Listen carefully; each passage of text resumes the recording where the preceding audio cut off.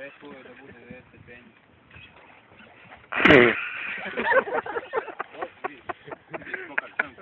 Pusti. Znači, to šta sad treba? Samo treba ga pustiti, da on ima svoj put.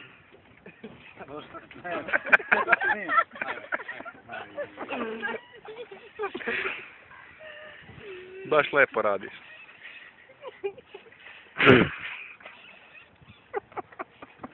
Ajmo, druga faza, ubacimo, znači, pretko, povučemo leđima i onda ruke, odlično.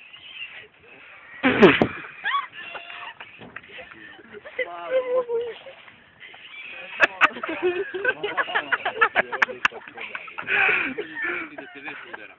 Čim dođe vesu do grudi, guraš dole i napred. Dole, napred. Ajde čovječe, probit ćeš mi memoriju koliko se snimam.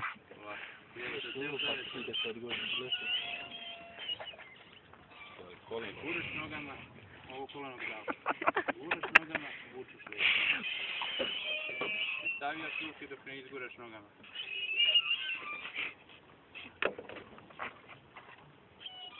Stavljaš ruke, znači guraš nogama i vučeš leđima od sredina. Ajde. Bravo Čale, bravo Čale. Bravo.